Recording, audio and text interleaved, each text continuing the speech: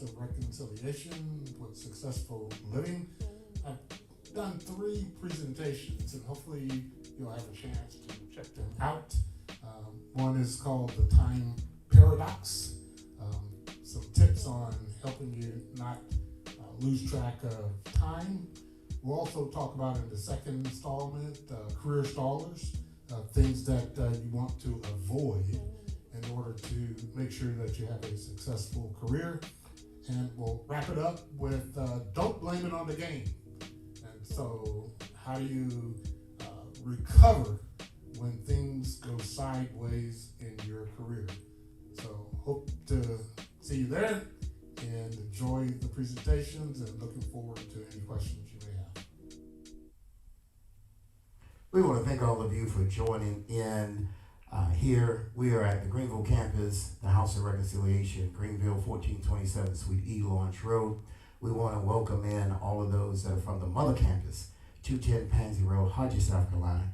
And of course, we want to thank all of our virtual campus members, for those that are part of the virtual campus, and to our international global partners all the way in Africa. Just a few things we want to share. We've seen the numbers increase in Spartanburg and in Clinton, so we want to give you guys a shout out. We appreciate easily everybody in the upstate for being a part of the House of Reconciliation and watching us. We have with us, I call him the great Daniel Neal Cohen. We had a great first segment. I believe we talked about, what was it? Planning for the career. And so the reason that he came home and I asked him to come in is because I believe that people, as well as the body of Christ, needs to understand how to maximize the potential in their life. I've been doing a series called The Power of You, and now we are talking about the power of now. And so we talked about that, and so he came in and he had hit me up, and I said, hey, let's go back like we did when I used to do radio, and do something that can help the people. He has over 30 years in the HR industry. He worked for one of the top 10 Fortune 500 companies. And so I think he's a person that can not only help us in the body of Christ, but help everyone who's trying to rephase, resurface, resurrect their career. So at this time, Daniel O'Neill Cohen. Thank you. And so today I'm going to talk about a subject, I call it the time paradox. 3 traps to avoid. And so when we think about time, we often think about time in terms of years. You may have a birthday, 1 year has passed. People often say 1 trip around the sun. Or you may think of time as months, or 24 hours in a day, or an hour, or a half an hour, down to the minutes, the seconds. But one thing about time is it doesn't wait for anyone, and it's continuous. And so when you think about time, and when you think about how you use your time, the question I have is, do you really value time? So the first trap that you want to avoid is failing to understand the value of time. Failing to understand the value of time. Now, the first point I want to make here is that we're passing through. We have a starting point, we have a middle journey, we start winding down, and you have an end journey. And anything that you do, something as simple as cooking a meal. You start, you do, you finish. You start something else. You eat that meal. You start, maybe you have a good meal, you enjoy it, and then you finish. And so even small tasks that we do on a daily basis has a starting point, has a middle passage, and has an end. Everything passes through time. And so when you take a look at time on the broader scale, and the second point I want to make around valuing time is when you look at we have a birth. We're born into this world. And then we're going to go through a growth period. And that growth period could be a very long time. And then we start getting on the other side of the journey, and you get down to the end, and we at some point will pass. That's the journey that we all go through while we are here in this earth, on this earth. That's inevitable. And so, knowing that we have not an infinite amount of time, but we have time, how you use that time, in particular when it comes to growing and developing yourself, becomes very, very important. Now, here, consider this. Successful people spend their time on things they value. And when you think about Question, they value successful people. yes, Put your hand right here on the mic, cause there we go. Successful people. yes, Now, can you help us understand? And you said successful people spend time on what? things they value. So if a person, the opposite side of that would be every time I have a problem, I don't value the solution as much as I engage in the problem. Correct. If you're successful, Yes. you're spending your time on things that are making you successful. Okay. Therefore, you value the time you spend, Okay. whether you're honing your development, or what development being, whether you do extracurricular activities around reading, you're gathering knowledge, you're practicing the skill, you're spending your time because you value something that's making you better. So the flip side of that is people who are spending time on negativity will really never get to a point of success or balance in their life. Right, because you're valuing the wrong things. And so value, when you look at value, is something that is important. And it has meaning in your life. It has purpose. It has something that's so tied to your drive that it's you're gonna carve out this precious time and devote your time to it. Now, if you value something that doesn't build you up, then you may not get where you want to go. Like yesterday when I said, if you want to have pears one day, and then sometime in the past, if you plant orange seeds, and you come into the future years later and you expect to eat pears, and you look at the tree and it's got oranges on it, and so you didn't value the right decision to plant pear seeds at the right moment, so you're not there to reap the pears when you need them or want them. And so successful people, their time is spent on what they value. Now, it's not the byproduct. You may say, well, do they value money, or do they value, certain things like their houses, cars? No, when I talk about value, I'm talking about the time you're spending that's making you better at whatever gift you have, whether it's the knowledge, skills, and abilities that you're working on, and that time that you spend on those things will increase exponentially as you develop yourself. And so when people think about developing themselves, then the major question is, do your values match the goals for success?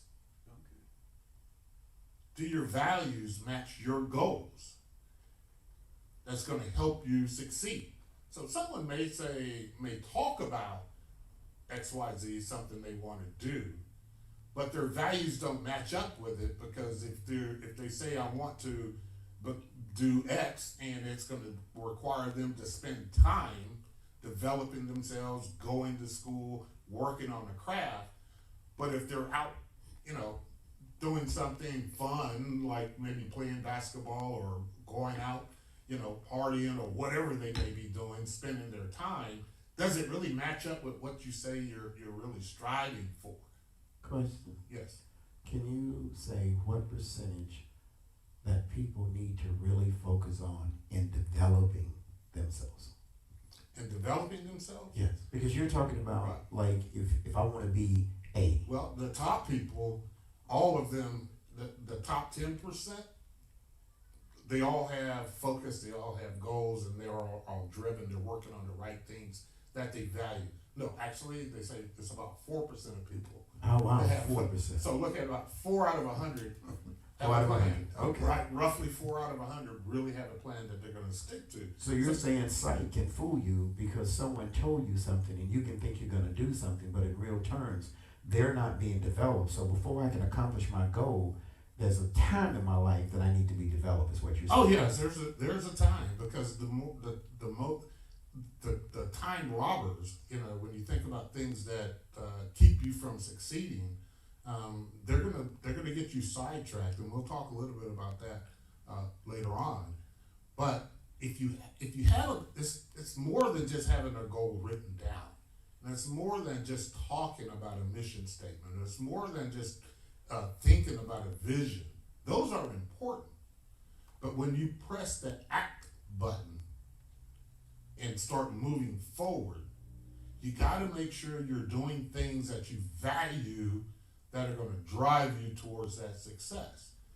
Think about people that you may, every January, happens all the time. People come out with their New Year's resolutions. They say, I'm going to do X, Y, and Z. No one really probably writes them down. Good intentions. Really don't think about the gap analysis. Don't really think about what will it take to get from point A to point B, and put down a plan and have an accountability buddy, someone that's going to help them through and just work it. But people get sidetracked because they intended to do something, but their values get in the way because they're chasing something else. Well, I'll get to that, tomorrow, or I'll get to it some other day. And before you know it, come February, they looked at it and given up, and nothing's happened. And it could be something as serious as, I'm going back to school, or I'm gonna really go for this promotion, or I'm gonna take this job, or I'm gonna be a better, spouse. I mean, it could be something that has serious impact. And so we something about the first of the year. To add to what you're saying, scientific data says 98% of resolutions are lost by the 15th of January. Yes, I believe that. It takes 21 days to do something consecutively before it becomes a habit. And so because the mind needs that repetition, and you need that drive. And say that again, the mind needs the repetition, which means the consistency. The consistency. It needs. So that's why some of us need to write things down. We need to go hour by hour, day by day, and move through the journey. Where some people, it naturally comes to them. They can think about it and just go do it. But everybody's not wired the same. And so you really need to know how you're wired when you're putting those aspirations out, when you're putting those goals out, and then sit down and say, where am I spending my time? If you really want to know what you value, just take one day and think about, where do you spend your time? And it will show you a glimpse into what you value. All right? Do you spend any time, if you have children, any quality time with your children? Do you spend quality time talking with your spouse? Do you meditate first thing in the morning or sometime in the day to take care of your mental self? Do you think about your meals that you're going to have through that day, knowing what your nutrition should be to help you on your longer goal? All of these things, when you look back on your day and how you plan your day, has a lot about it says a lot about your value, what you value. If the first thing you get up and it's like, and it's something that's gonna waste 2 or 3 hours of your time, it makes you feel good, but when you look at the broader picture, did it help you move the needle when it comes to that very important goal? And so the fifth point I'm gonna make under the first trap is, if your values don't match your goals, you will waste time. And time is precious. So if you can almost see people that value time, Mm-hmm. they don't want you to waste their time. They're not being mean, it's just that they're on a mission and they're driven. There's nothing wrong with being driven the right way, but they're not wasting time. Now I'm not saying that you have to be one of those individuals that have every second of your day planned to move, but no, just think about the bigger chunks and making sure that the time you spend, you carve out time to do those things that are going to move whatever your goal is. It's going to help you move forward. Because on this thing called a career, typically we have about 40 years on average. People have about 40 years that they work. And I like to say the first phase of that 40-year period is called exploration. We kind of go out and we try to find what we're going to do. We find out what our interests are. We may say, I want to be X, Y, Z, and you press go. And then, about 8, 10, 12 years into that journey, you're really just starting out. And you may say, well, I've been at it 10, 12 years. But, that's only 20% of your career, and you're still learning. You're getting better, hopefully, at what you decided to do. So you move into that early in-career phase is what I like to call that. But now then you move in a little further. You're 20 years in. You're halfway through this career journey. And that's, I call that mid-career. And oftentimes, people have a lot of responsibility during that time. They have, whether they're leading other leaders, could be leading bigger churches, they're in bigger leadership roles, or if they're an individual contributor, they're not a leader, they're not a manager, but they have deep knowledge in a subject. And so that comes with responsibility. So, and also at that midpoint, 20 years in, people have a lot of competing things that are competing with their goals and their dreams. And sometimes people refer to it as a midlife crisis. When people they start out young with ambition, they get sidetracked, maybe they didn't value their time, and then all of a sudden, time starts setting in, and the body starts feeling different, and you start looking around, and all of a sudden, you're not the new kid on the block. You're there in the middle of the pack, and different expectations are coming at you, and you have different levels of responsibility that bring on different levels of stress. And so people sometimes at this moment, they shut down because, and I think it's because of this thing called time robbers. They didn't value the time, then that puts a little more crunch into, now I need to really dig harder and make a faster run at this if I'm going to continue trying to chase my dreams.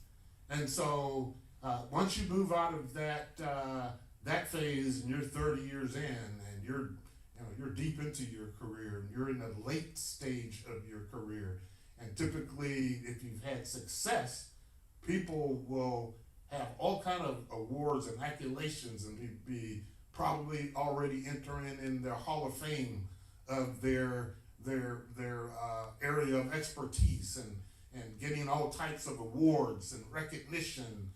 And they probably in the past have gotten to 40 under 40 and all of these awards that you hear and maybe think, well, why didn't I get that, or what?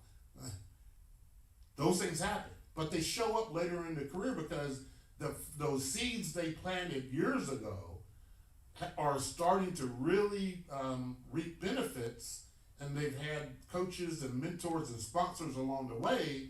And so by the time they get into late career, they are known for something. They have spent their time well. They have not wasted their time. And so there's a different level of happiness that I see in people when they've gone the track of having career success.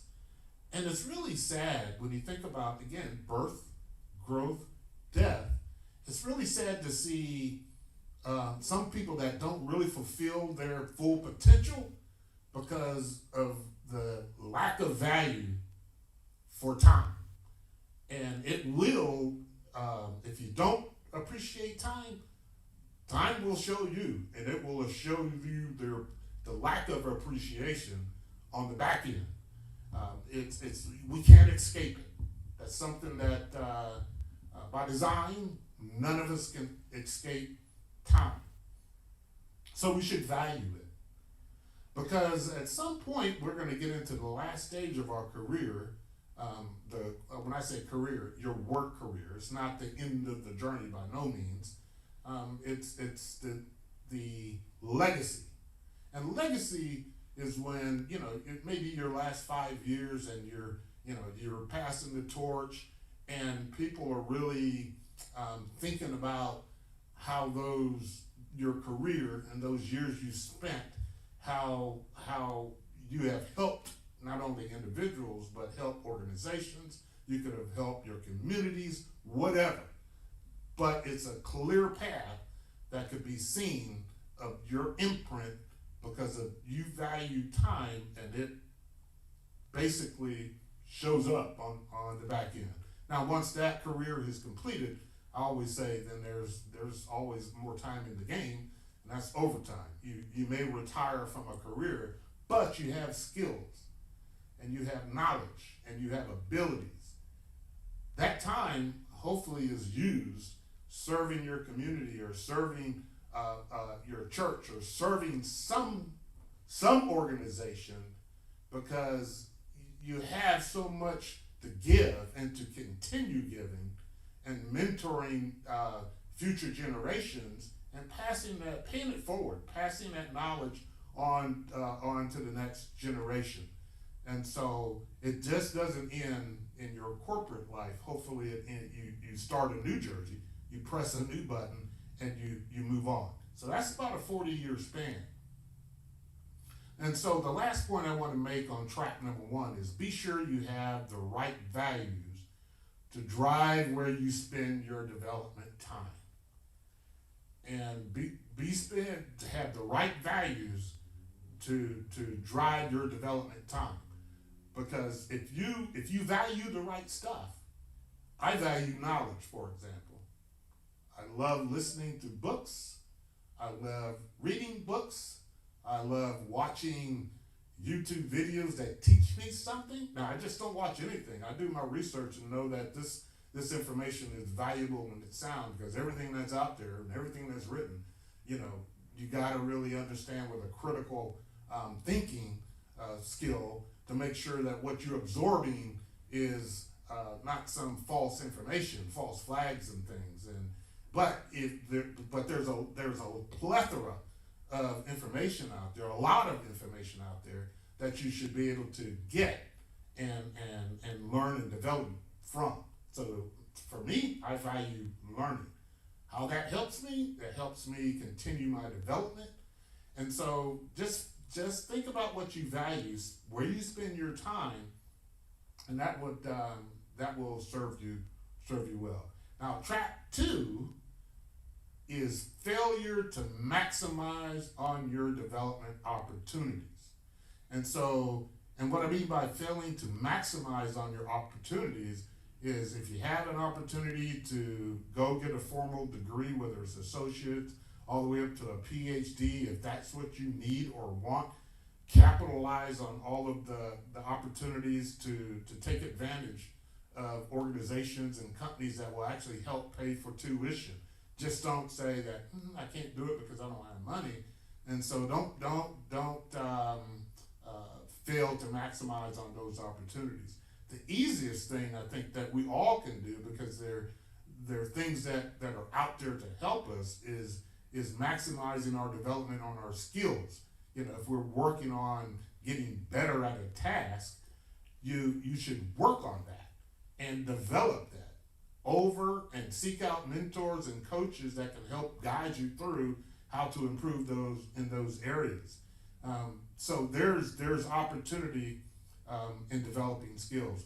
And the most, I think, important thing here is making sure that you carve out time to practice, carve out time to hone your skills. Because again, if you value time, you're going to take some of that time and you're going to steal it for yourself to improve yourself. And so when you think about your day, or you think about your week, and you think about how much time is carved out for you, this is time to be selfish for you. And don't let people rob your time. Don't let people steal your time. I remember when I was, working on improvement, and I had to work and do a lot of, papers and studies and things, and my friends kept saying, come hang out with us, come do this. And it was a Friday or a Thursday, and I didn't want to go. I wanted to go, but I said, no, I got this to do. And so there are times when people and things are going to come, and they're gonna take that moment that you have carved out, and if you give in that once, you'll give in again, and then you'll get into a habit, and the next thing you know, you're sidetracked. And so making sure that you don't let people take that time. Now, the second point under this trap is procrastination. Excuses will definitely set you up for the inability to bounce back from setbacks. And so don't procrastinate, move. And some people are wired different again. Some people are wired to just go. But some people will have to have nudges, and nudges are things to put reminders, whether it's a reminder on your door or a reminder on your car before you a sticky note reminder about what you need to do. Put it in your phone, in your notes, a reminder. You can set an alarm. I mean, there are all types of tools and opportunities to set those reminders to help give you that nudge. Sometimes it could be an accountability buddy, somebody that you trust that's going to call you out when they know you're wasting your time. And so the third trap is one I call falling victim to low self-confidence. Falling victim to low self-confidence. Don't let your negative thoughts dictate your future. I've seen very talented people can't get out of their way, can't get out of their mind, and it's really because of low self-esteem. And that really is something that's going to get you sidetracked.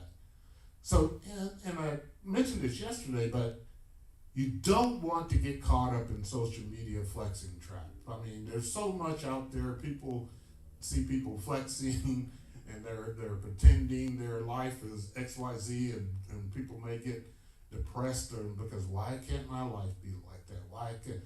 And I'm still kind of trying to understand the concept of influencers.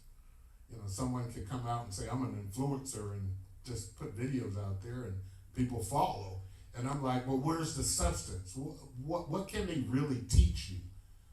They need to be validated. Other than, I got stacks of money, and sometimes I think I've seen some of the stacks of money or prop money and fake money, and then they get called out or busted, or somebody's sitting on a private jet and it's really a set. I mean, so everything you see out there is really could not be true. And one thing that you may notice too about truly successful people, don't have to flex. Truly successful people don't flaunt. Truly successful people are about the time they're spending and what they're giving back to the community. And you think about, and oftentimes you don't even know what they've done until late in life when they said, this person did this and this and this, and they've got all of these charities they've done, and if you really knew, for example, the actor Samuel L. Jackson, if you really knew him and his wife, and you really look behind the curtain, you'll be amazed at all of the things that they've done as a couple. But you don't see them flexing. And my point is, you don't have to. Cover your progress at your own pace. You do you. You don't have to finish the race like everybody else. You just stay in the race, and you just step by step, you work on using your time the right way, and you pace yourself. You're not racing with anyone. Now, you want to surround yourself with like-minded, positive people. You have to be around people that are wanting to improve, that are successful, because they're going to value things that may rub off on you that's going to help you as well. If you're surrounding yourself with people that don't value their time, what you're going to get into is they're going to suck you up into their world, and next thing you know, you're sucked up into the time paradox, and you're going to be losing the game. Now, the last point I'll make here is there's power in knowing everyone has a gift. There's power in that. Everybody has a gift. What we need to do is just make sure we know what that gift is and use it. Everybody born on this earth is born with a gift. We just have to find it, use it, and nurture it and develop it. So basically, don't focus on their weakness, find their strengths. Yes, focus on your strength. I always say, if you were a right-handed baseball pitcher, and you're a really good pitcher, and all of a sudden Coach Reggie comes over here and tells me to start pitching with my left hand, and I practice with my left hand, I'm never gonna get better throwing the ball at my left hand, because that's not my natural strength. Okay. You play to your strengths. Your strengths is what got you here, and improving your strength is what's going to get you further along. And so when I coach and work with individuals, I really focus on their strengths. And if they have an area that they need it, but I encourage them to surround themselves with other people that have that strength. Or there's other ways to maneuver and get through that moment if it's just not a natural strength to you. But your strength is what's going to really shine through, and that's what people recognize when they're seeing the real you. All right. We got more to come. I want to thank Daniel O'Neill Cohen for coming in and to help us. For those of you who are watching, I want you to like, share, and post. Take notes. We're going to put this together, and we're going to resubmit it to him for the first of the year, how you will be able to change your life. And then he can write you a note, and it can be personalized to help you achieve your goals. We'll see you soon.